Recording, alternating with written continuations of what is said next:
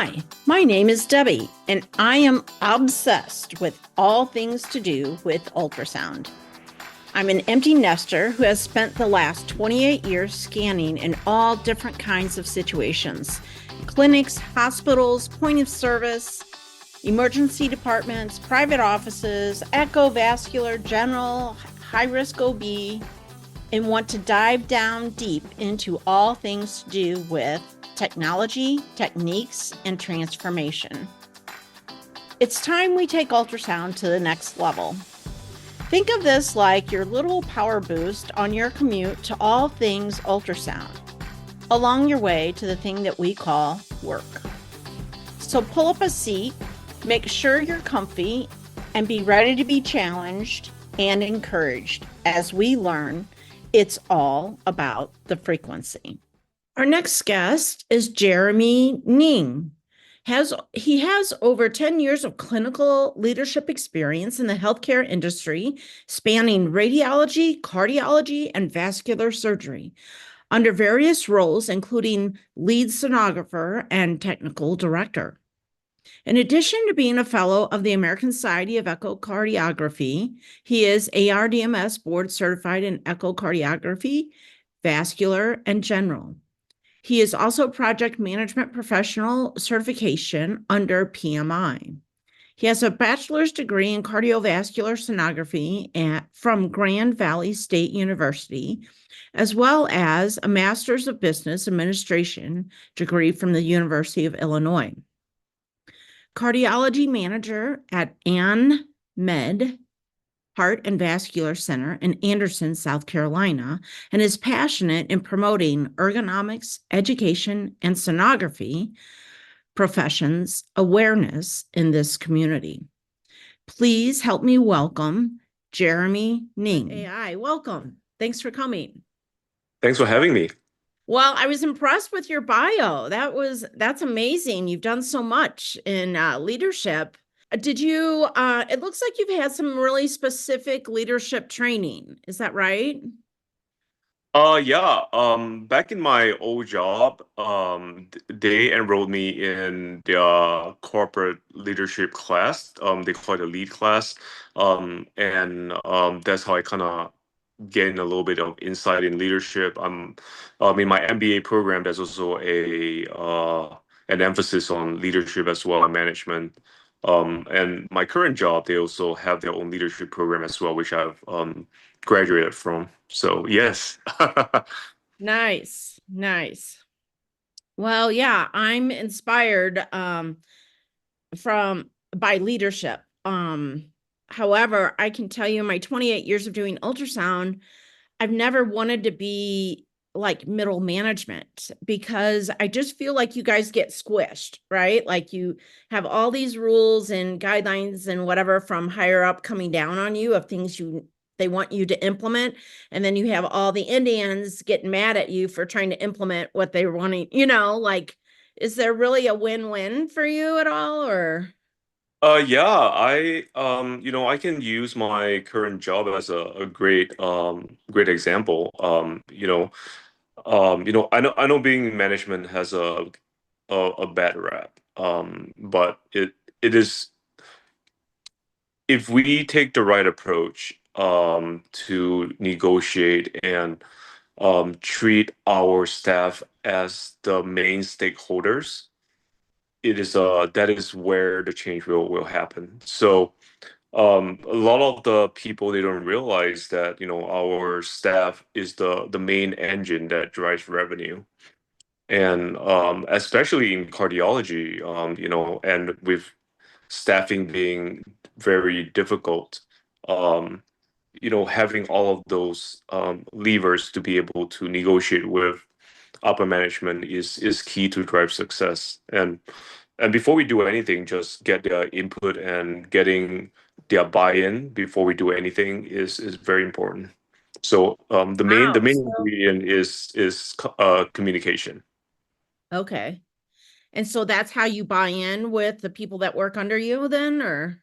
Yeah, yeah. So obviously we want to find a common a common goal between both sides to be able to reconcile everything for us to be able to move our agenda forward. Let's take, for example, one of the key issue we have is for retention and hiring, Mhm. and um, and how I use that to turn things around and make sure that I further my department, and my goals and everything is to first check in with my staff and see what is the current issue, have a brainstorming session and say, I'm hearing you and I want to hear all the things that you can share, and what is the top three issues that you are currently encountering. So for them is, okay, my workload is way too much. I'm, for example, doing 12 echoes a day, 10 to 12 echoes a day. That's way too much. And then the second thing is, there's no boundaries with, ordering and stat exams, for example. Or the third one might be, we didn't have enough time to rest in between patients. The scheduling, there's no boundaries between scheduling and us, so they can schedule whatever exams they want to do. So Right. those are the top three concerns that like driving burnout. And it's a small world, so everyone is hard to get anyone in to apply for the position when that is the reputation we have. Yes. Yeah. So I in turn take those concerns, and I use that as part of my pitch to the upper management to be able to get the resources I need, and be like, hey, in order to drive retention and in terms and turn that into a profit generating um, uh, a goal, to show them that, hey, once you get retention, this is how much we can make from not losing employees. So like looking at data and showing that, if we lose every time we hire someone, we are investing some amount of money for training. But every time they quit, then we have to redo the whole thing all over again, and that costs Right. money.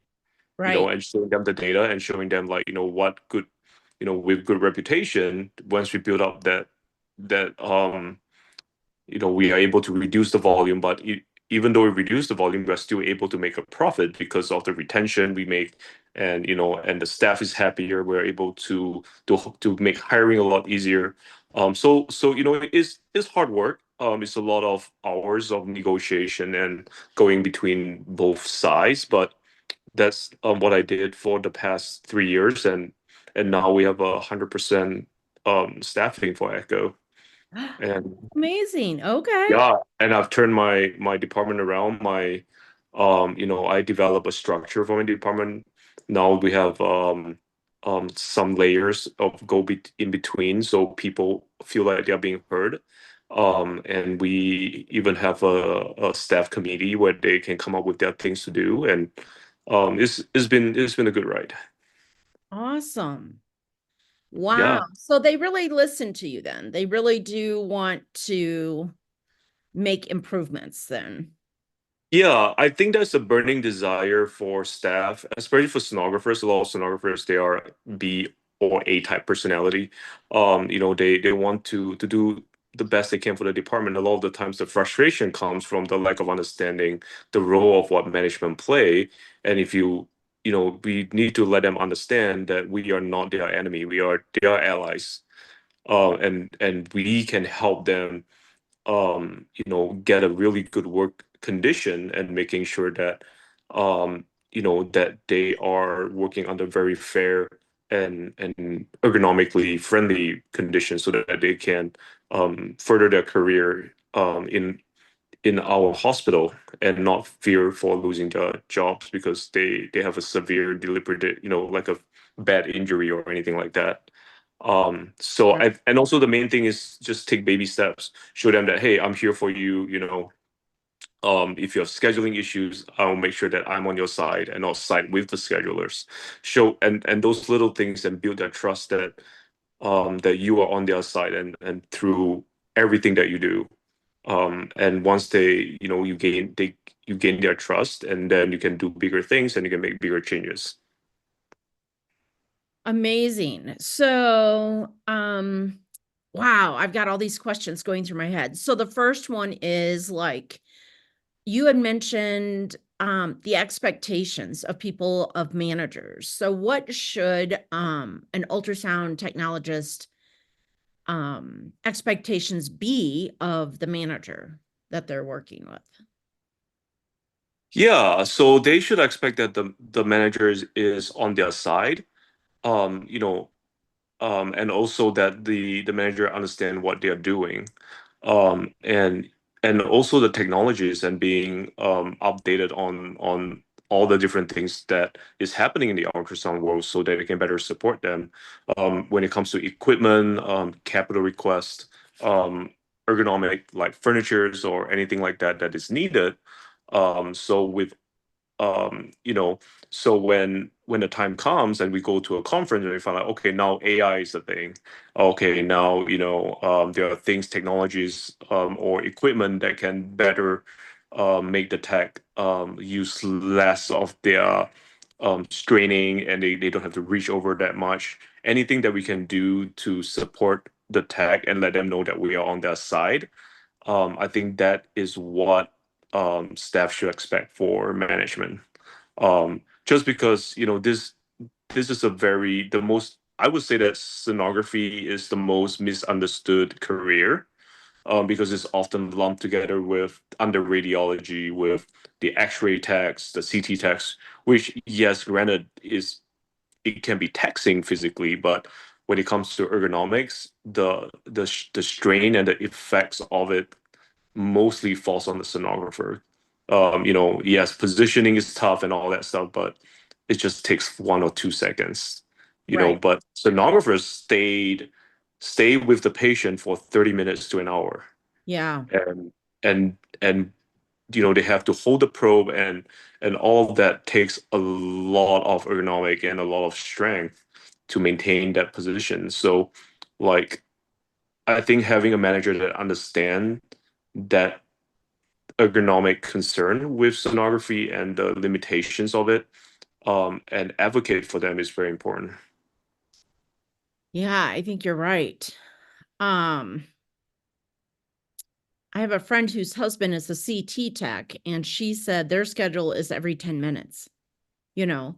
And I thought, Yeah. wow, what a huge different way of thinking about things, right? Like if I'm changing every 10 or 15 minutes a patient, and we just don't do that. That's just not a thing in ultrasound, right? Oh no, no, that will kill a Yeah. tech. Right? Like Yeah. that's just not a feasible thing in any way, shape, or form, right? I mean, I guess some No. exams, but not on the routine, right? Yeah. So we're definitely a out outlier as far as a different kind of technology, right? With Yes, yes, different yes. physical demands on us, right? And not just that, there's also the mental aspect, right? We have I would say a significantly larger burden on us when it comes to patients' diagnosis. Right. Just because we serve as a direct eyes for the physicians, what we see is what we see. Right. Whereas for CT and X-ray, the burden falls on the machine, Right. right? All they need to do is just position the patient and just click a button, and that's it. Right. Um, but for the ultrasound tech is where we put our probe, and the knowledge we have on pathology, and depending on what we see, then we would do further measurements and further studies, to get the best information we get for the physicians is very, very, very sonographer dependent. Correct. Yes, and that's why the importance of education and mentorship is such a huge and ergonomics is all such a huge topic of discussion, right? That we Hmm. always are coming back to those topics to discuss. So another question then in management, do you feel like you see a difference between female managers versus male managers? Um, I don't think I see a major difference. My first, my first boss is a female, and I think she's amazing. She has imparted a lot of great leadership knowledge to me, and she's a great mentor, and I've learned a lot from her. And my second manager, he's actually the director of radiology, but he's great um, as well. He's, obviously has a different set of knowledge to impart to me because he's in senior management. But I say that there is not really gender specific. I think is more of their experience and their role, that they, how they view management in general. Like, what do they do with their staff? Do they respect the staff? Fortunately, both my managers are great, and even my current manager, he's great as well. I don't think this is gender specific at all. Okay. Yeah. I do think I see some differences in different places because at this time in my life, I'm a traveler. Hmm. About, for instance, you are an actual ultrasound technologist. So, right, that Hmm. gives you Hmm. like the inside scoop and pain of an actual technologist, right? Whereas Yes. there are some managers who are not. And I do see a difference in the places where the manager is not from a technical ultrasound background. Hmm. And so trying to come into our world to understand is quite a challenge sometimes, I think, for them. Does that make sense? Yes, yes. So that is where I agree with you 100%. So like I say, it's not gender specific, it's more of career and job specific. So unfortunately, it really depends on the structure of the hospital or the clinic, right? Right. So, at a outpatient clinic, most of the time is ran by an administrator or a practice manager, and Right. most of the practice manager, they're not even a nurse. They are just maybe a medical office assistant that got promoted up, or the doctor's friend that got put in charge Right. of Right. everyone. I've seen that. So that poses some Or the kind of doctor's challenge. wife, right? Yeah, yeah. Yeah. So that poses a Mhm. different kind of challenge with management and leadership, and how they advocate for the tech. But also in the hospital, we have rural hospital who because of the way they structure their leadership, most of the leadership positions are taken by nurses. Right. So we have a nurse that used to work in cardiology or even in the central monitoring, any of those cardiac experience that got put in charge with multiple departments like respiratory care, cardiology, stress, and unfortunately, ultrasounds most of the times get lumped into that category as well. And and oftentimes the nurse don't really understand what's going on, and they can't be the best advocate for the text. So it is mostly a I would say a title specific thing when it comes to management, and also the respect, right? A lot of Right. the techs would not be able to, um they don't feel like the nurses or the respiratory tech or whoever is in charge over them, that's not a sonographer. They didn't earn that credential to be able to tell them what to do and make the changes to best advocate for them. Right. But I would say in that role, the best thing to do is to work very well with a supervisor that actually is an ultrasound tech, that is their lead, and use the supervisor as a conduit to be able to make the appropriate changes. That to me is the best way to do it in that situation. Yeah, I agree. And I think and I think that's where the lead sonographer comes in, right? Yes. Sometimes, right? Um, Yeah. I saw an example of a leader in I'm trying to remember what his title was, but he's pretty high up in the VA world of hospitals and like CFO, CEO. I think he was like one of the CEOs of a VA.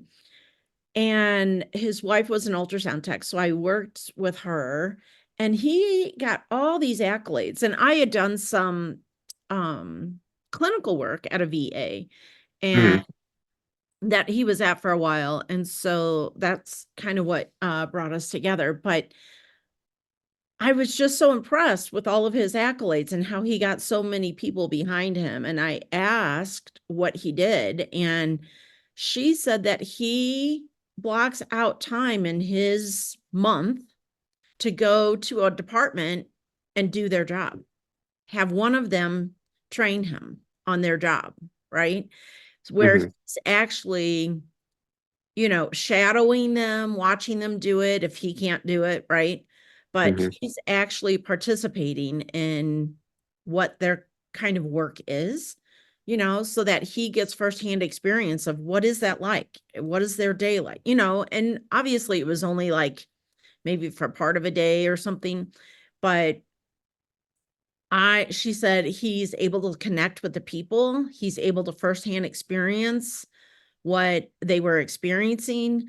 And I've just kind of tucked that away in my heart a little bit. Like, okay, if I ever have that opportunity, then I think I'm going to try to use that, with people that I don't understand their jobs, right? I know Exactly. Yes. I know Michelle Rig is a Hmm. huge advocate in STMS and has done wonderful things. And I worked in the same hospital she did when I was first introduced to her years and years ago.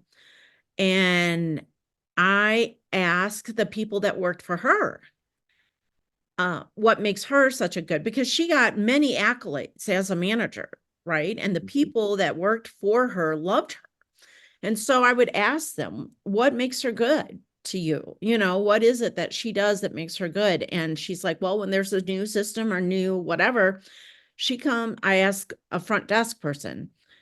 They said she came up front, sat down with us, and they walked through the process together. So she could understand it and the front desk could understand it, you know, and they felt like she was in it with them, you know? And Hmm. so I just thought, that's a superpower, right? Like, of management, I think, to be able to, if you don't understand it, right? Obviously, you're an ultrasound tech, you understand it very well. So that's might not be needed, but if you go higher, right? And you're such as a nurse who's managing people that she doesn't know anything about, right? Uh, Hmm. I think that's been something that I've seen with people in success over a period of time, you know? So, Yeah, yeah, 100%. And I would say that, have you heard of Lean Six Sigma? no, I haven't. Have you heard of like the green belt? So part of the Lean Six Sigma is continuous improvement and just finding things to make sure to eliminate waste. One of the thing that they encourage the leaders do is they do a Gemba. A Gemba is the walk with the workers, going down to the source. So, that's something that sometimes me and my boss, we once a month we would do our rounding and we would just go and make sure that we to see what they're doing. And I did, right now I currently, other than my ultrasound departments, I also manage the stress departments, which also include nuclear cardiology. And I when I first took over the job, I don't know anything about nuclear medicine at all. Right. So I had to do my own research and I have to go down and I have to walk with them and I have to say, okay, walk me through the whole process. Tell me what you guys are doing. What Yeah. are the medications you guys order? What, how do you, they have a lot of interaction with pharmacy, which is very new to me. And I have to learn the ordering system with Carnal and there's a lot of, and I now have to also manage nurses and they work in the stress lab and I do to understand what wastage is, how they would need to waste their medication and different things. So definitely there's a lot of value in learning and walking through them with the process to gain an insight. So you can better manage them and you can know, what their needs are and you can better support them that way. Awesome. Yeah. Is there any, I know it takes a lot of extra time, but is there any effort or training in management that they put any effort on getting to know the people personally, or not really? Yes. So it really depends on how high up you are in management. I think like if you're a supervisor and you have your own team, it's much easier for that, and it's very important for that supervisor to know everyone in their team and to Yeah. best coach them and know what they are so they can better support them at a team level. At a middle management standpoint, you now manage a couple of supervisors, and I think getting to know your supervisors better and also the names of everyone in their team is also important. But once you get to a director level, then the layer what the I think what ultimately um is the most important is to get to know the people that work directly below you, as well as their team that they are supporting. I Yes. think anything beyond that is just being is humanly impossible. Right. Right. Right. A lot of that depends on the number, right? The Yes, number. yes, Yeah. yeah. Yeah. Ultrasound departments aren't huge in number, right? Nursing far outweighs. When you talk about a nursing department, it just far outweighs ultrasound by number wise, just strictly numbers, right? Yes. So, I've been a part of hospitals where nurses have walked off the job for strike or whatever, and that will hugely impact a hospital, clinic, whatever. But, if ultrasound ever has to make a stand or be unified in that way, which I hope we never have to be that way, but um I don't know that it would impact the hospital as much, right? I would disagree. I think ultrasound do hold a significant amount of power. Just based off of the amount of things that is needed.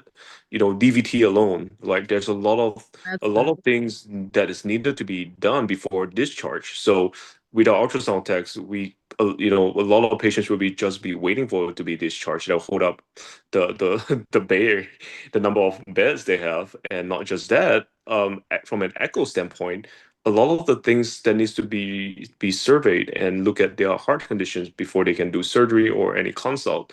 Like without an echo, a lot of things are put on a standstill. So I would say, um, that ultrasound is the most important one in the hospital. They do hold a lot of sway. They do hold a lot of power. Well, after I said that, I thought of another person I just interviewed and talked to, and he said that ultrasound um, will be in huge demand as we move forward because we're doing like 45% of diagnostic exams, right? In ultrasound. And increasingly more so. Right. If you look at the evolution of ultrasound, when they first introduced the technology, people were still doing venography for DVTs, and now DVT is solely the gold standard is venous duplex, right? Right. Right. Gallbladder as well, right? Right. Right. The gold standard is ultrasound. Right. So as the technology improve, Right.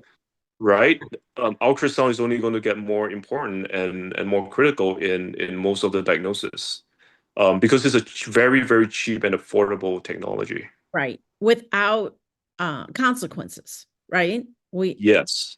Right. Well, a little bit depending on if you do Right. the Right. mechanical index, but other than Right. that, yes, yeah, And contrast and, all those other things have other um effects as well, right? But yes, yes. yeah, but ultrasound alone itself without those kind of things. But yeah, that's interesting. Thanks for talking to me about that because I've always just shied away from middle management just because I'm like, oh gosh, what a sandwich to be in. It it is a thankless job. People are going to always assume the worst when it comes to management, unfortunately, and that is one of the many caveats. With taking that job is it's a thankless job. So don't expect the tech to be thanking you all the time and be like, oh, thank you for blocking the schedule. Thank you for no, I mean it's a thankless job. It Yeah. really is. The joy you get out of it is to see your your techs and your staff life improve, and to see, new changes implemented and see how that impact patient care As much as you can, right? Like, as much as you can. Yeah. right? I think sometimes people get tired with their job and they think that going across the street to another place or whatever is going to change that for them. And I think we might need some education in that, education in burnout, education, Mm, showing up as yourself, as your true self and as your best self, right? You know, I think the days of rolling out of bed, throwing your hair in a, messy bun and showing up, yeah. you know, is kind of a common thing, and Yeah, yeah, I 100%. I love that you brought up about talk about burnout. I myself was burnt out in my previous job, especially during COVID, right? yeah, That's where right. We all that's were. Yeah. where yeah, everyone is burnt out. But I think burnout management is very, very important. And having supervisors and managers learn to recognize signs of burnout and also proactively doing everything we can to manage those burnout and mitigating it. I all I can know from what I've known is that we cannot prevent a burnout. I don't think there's a way for us to be able to prevent it entirely. But what we can do is we can provide a good environment for them to get support during burnout, and to tell them that you'll be okay, that we're here to support them, and also freely allow them to use their PTO when they need it, right? And those are the things that will mitigate the burnout. Is hard, but ultrasound probably has one of the higher burnout rates, just because of the way the job is, the physical demand and the mental demand, and it's a very demanding job.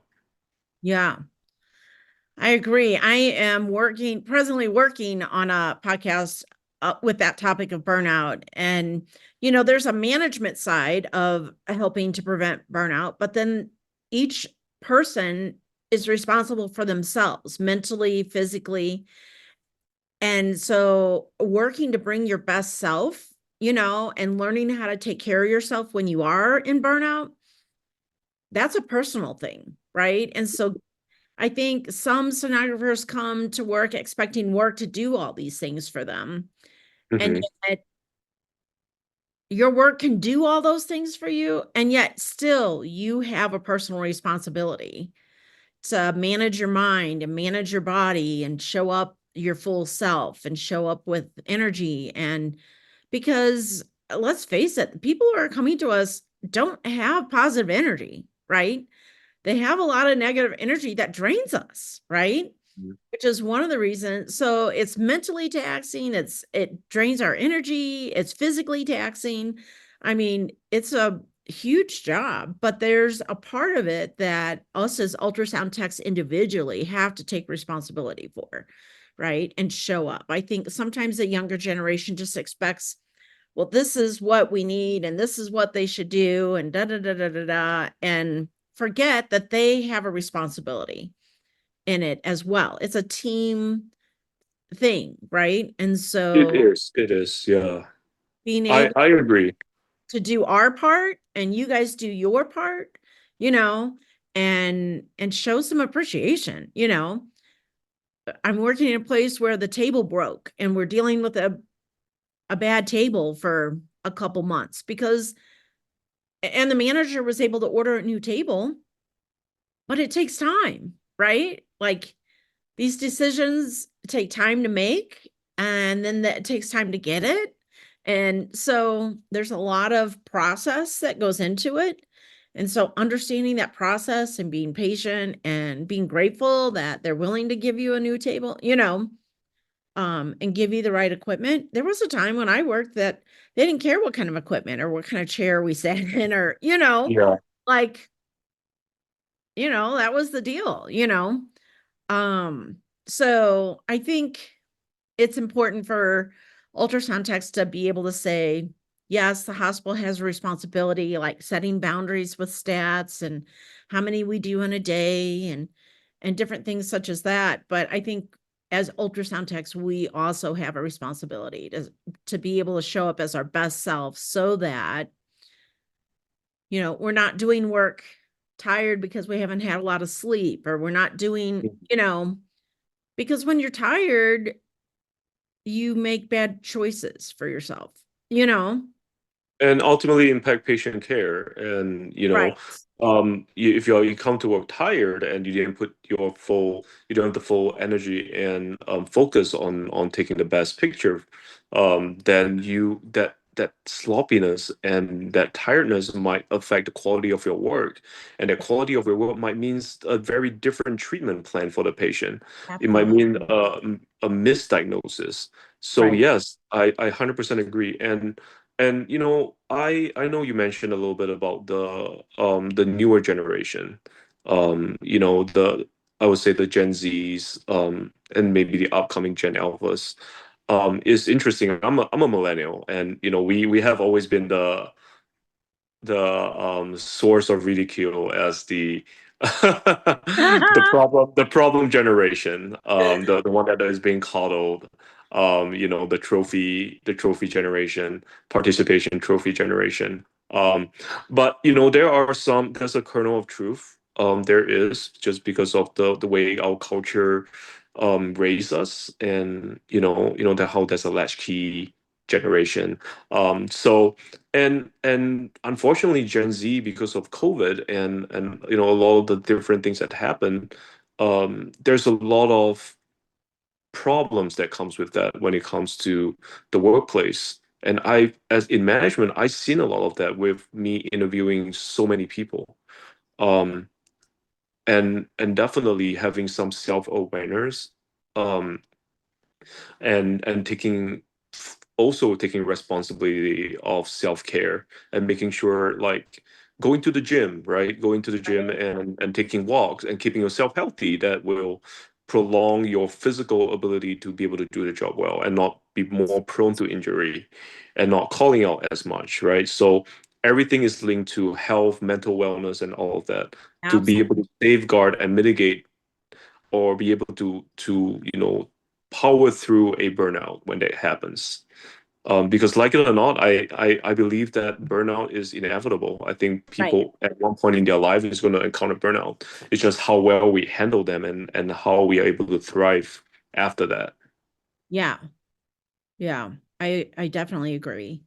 And I think COVID gave us a new challenge to know how to take care of ourselves better, right? In a new Yes. way, right? Hmm. Thank God that's behind us, right? Yes. We all should get a standing ovation for surviving that, right? Yes, yes, yes, we should. Yes. That was tough, but yeah, I think it's, definitely it's been interesting, to say the least. But I do think when I think about burnout, and when I'm, reading some books and listening to podcasts and different things on burnout, I'm thinking there's two sides of the street, right? And Hmm. so knowing how to uh mentally get the edge on that, you know, is super important. So, Yeah, and also recognizing, like you said, I do agree 100% that, recognizing that not everything falls on the hospital, not everything falls on management, because that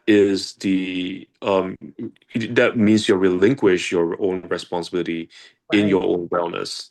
right, And that creates a lot of situation where people are chronically unhappy, chronically, right, I call them chronic complainers.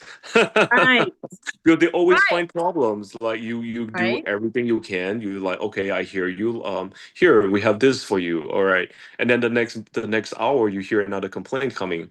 It is never ending. But you just realize that the problem isn't me. The problem is just the absence of responsibility for their own thoughts and their own well-being. and right. and and I do agree, because that creates a lot of negativity and a lot of nothing they do can ever be enough because there's always going to be something.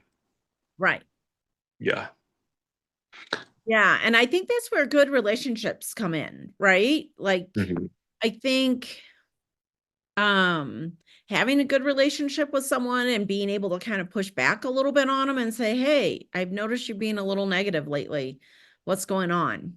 You know, is there a way to tone it down? Because that can be infectious. Negativity can be infectious. I know I've been there, right? I've been guilty of being negative, and I've had a lot of health issues lately. And that has certainly affected my performance and my attitude, right? And so getting that fixed and worked on and is that's my issue, right? That's my priority that I have to make. And coming to work to spread the negativity is not always appropriate in a professional um setting, right?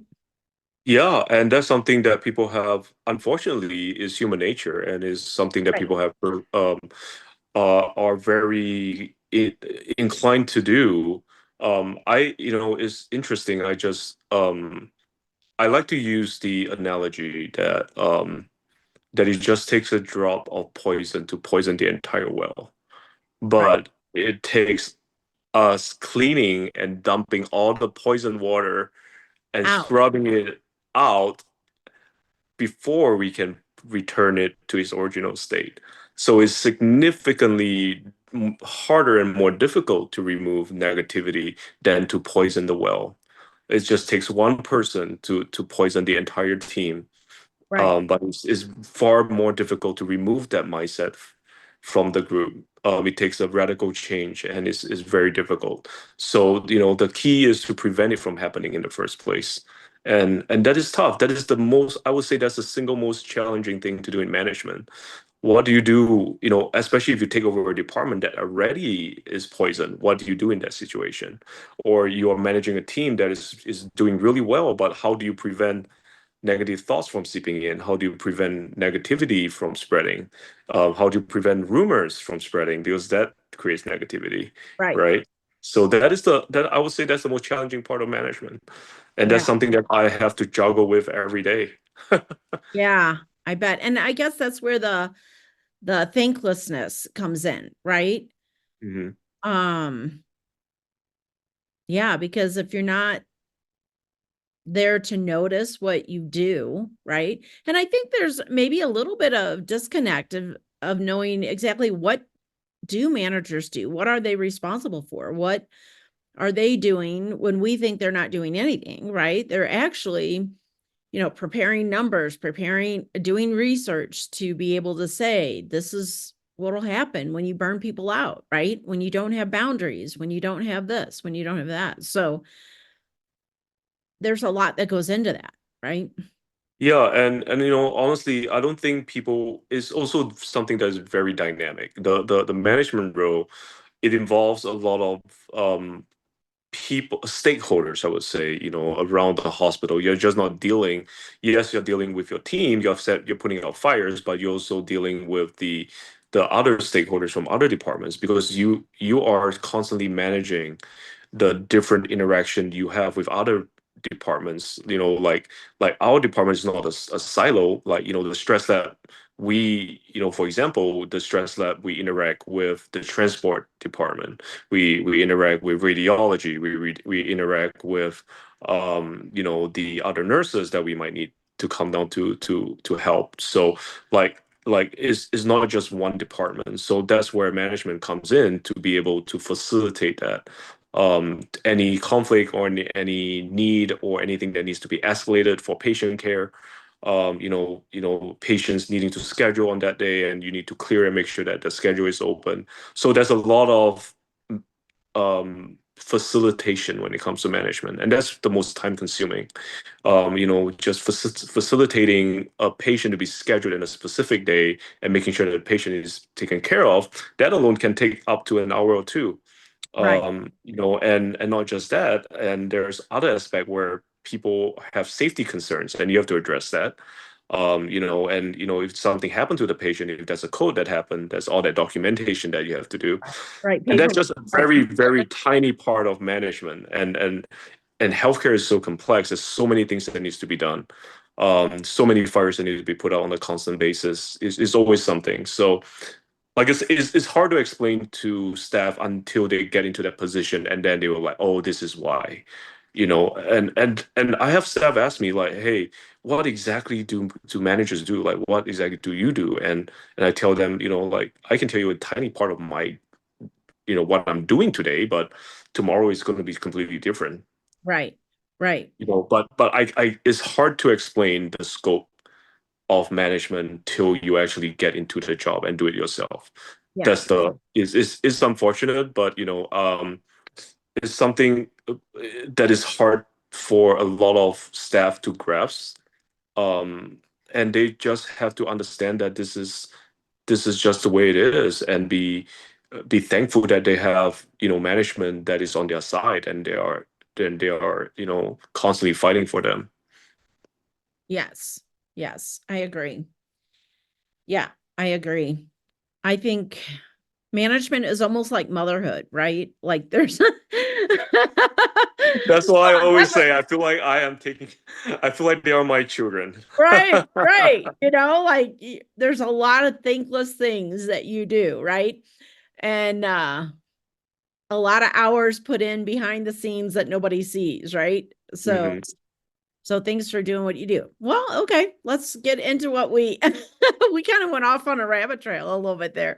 Yeah, Thanks for talking to me about it because I think, it's definitely something that probably needs to be, talked about yeah, because there's no training for middle management, right? You don't get into middle management or lead tech and you have no training on how to do that, right?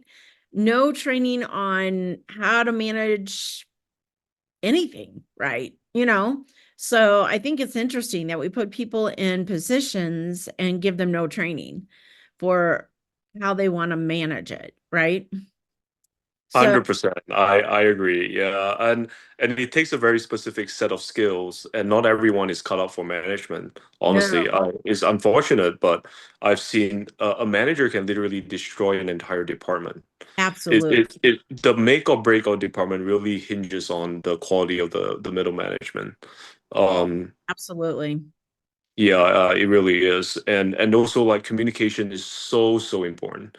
Is pivotal for any success in management. Like just the way you handle conflict, right? There are gonna be people that comes in guns a blazing and be like unloading every discontentment, everything that they are seeing in the department. But then there's also going to be people that comes in with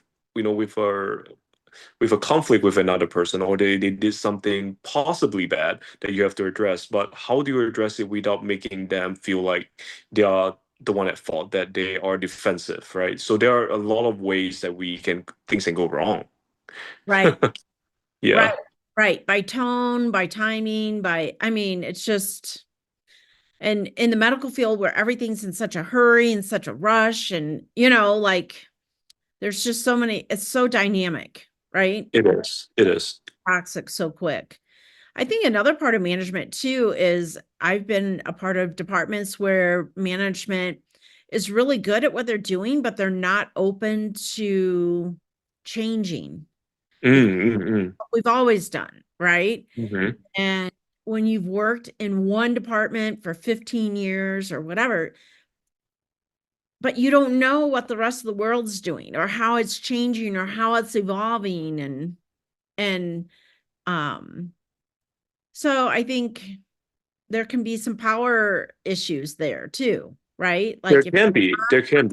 if you're not open to change or afraid of someone taking your job or I mean these are all personal things, right?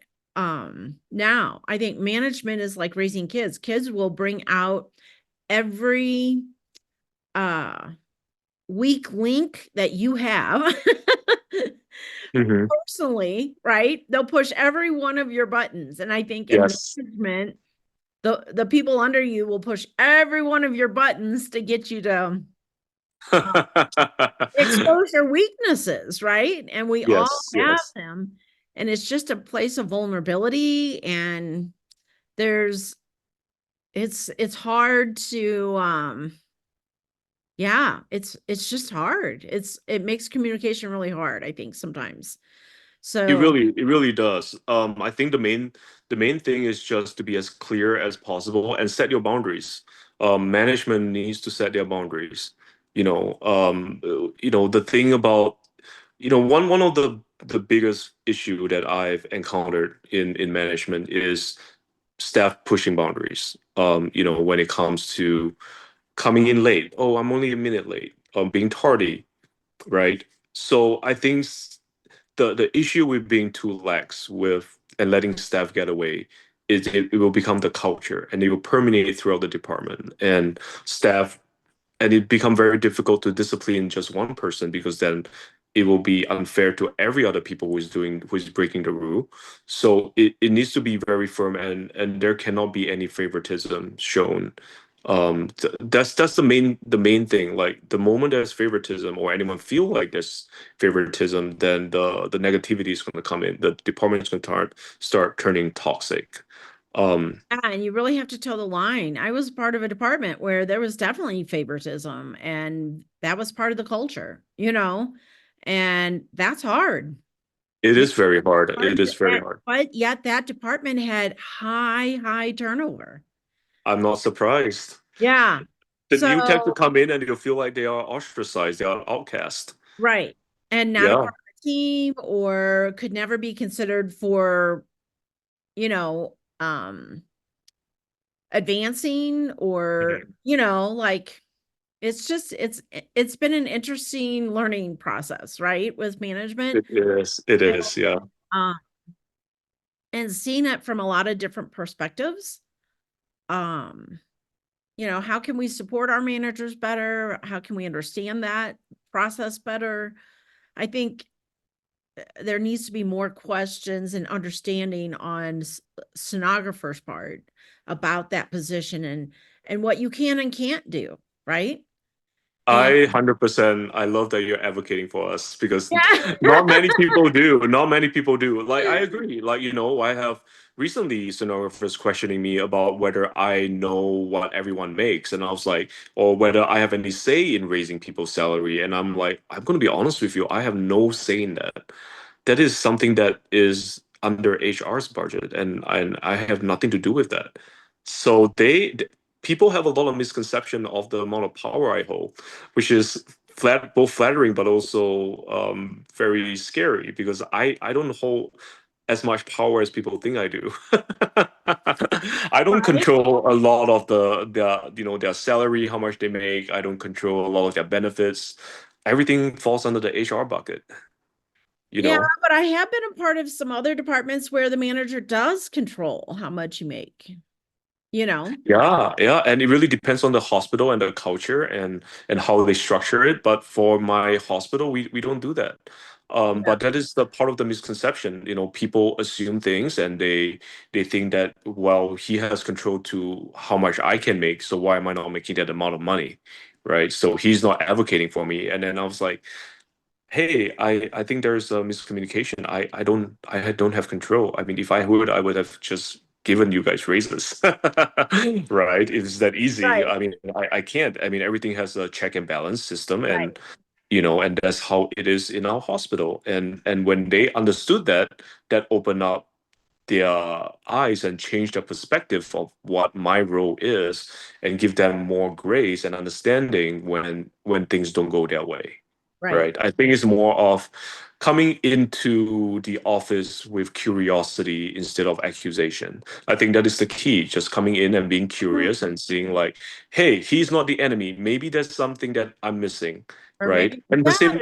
I just don't know, right? Yeah, and the same Yeah, thing for me. I'm expected to give them some courtesy, some grace, because I don't know a lot of information that they do when there's someone accuses them of breaking the rule, right? Or if they did something wrong, the first thing I do is not to like, okay, now you're in trouble. Here you're getting punished, right? I'll be like, hey, this is what happened. I want to hear your side of the story first before I make any decision, right? Yeah. Yeah. So I think the courtesy often only extends one way from my side. So it's refreshing definitely to be able to have someone say, hey, maybe it needs to come from both sides, the other side coming, in with curiosity as well. Absolutely. Absolutely. And to understand you might not always get the answer you're wanting, right? And Like, and you just have to be okay. right. That's Right. life. Right. That is life. And that's the part that I think is hard, right? For sometimes the younger generation to accept is, well, I can't change that. And that might suck for you, but that's the way it is, right? Um so yeah, it's oh, it's just such a challenge to be, I think, middle manager, which is why I've never wanted to do it, but and why I'm Yeah. grateful for the people who do it. But I've definitely had some challenges with some different, um, business structure in regard to how that's set up at times. I think Yeah, yeah. definitely can make or break your department. And if you're having that much turnover, I wonder why hospitals keep that person for so long, you know? There's a lot of different reasons. Right. Sometimes, especially in a smaller hospital, that person might be part of the community. That person might know the CEO, might be, Right. it's a lot of the times is due to connections and how long they have been there. Um, you know, Well, how long? Or I think sometimes it's that the upper management doesn't want to have to go through the process of finding someone else and training someone else. that Right. is also that can also be true. There's a So lot of different reasons. yeah, I think, uh, um, directors don't want to have extra work. So they keep what they know, you know, despite what's going on, So Yeah, and again, like, from a middle management perspective, I think directors have a very different role. And the amount of pressure that's on them is very different from middle management. I think for them is a lot to do with more external forces and the direction that they want to lead the different departments in the hospital to make sure that they are always 1 or 10 steps ahead. I mean, it's a very different kind of challenge, and that's something that maybe down the line I might experience. I don't know, but right now for middle management is definitely one of my most challenging job. Compared to me when I was just a tech. Sometimes I do miss just being a tech and be yeah, like, oh, I yeah. wish I could just come in, clock in for work and not worry about other people and And leave just, it take care of there, my right? patients and take care of patients and just clock out and not and leave everything behind and just come back the next day. But Right. now I have to bring my work sometimes back home and the Sure. stress is persistent. So Right. it's a different kind of workload and it's a different kind of difficulty, but I do enjoy the challenge. Well, good. I'm glad we have people like you in management. But yeah, this is awesome. So thank you so much for joining us and thanks for sharing your insights. And thank you for having me. This is great that you're doing this for the ultrasound community, and I thank you for doing this. Oh, you're welcome. Thank you for tuning in to It's All About the Frequency podcast. I hope you enjoyed today's episode. Share it with a friend and remember to keep your frequency high.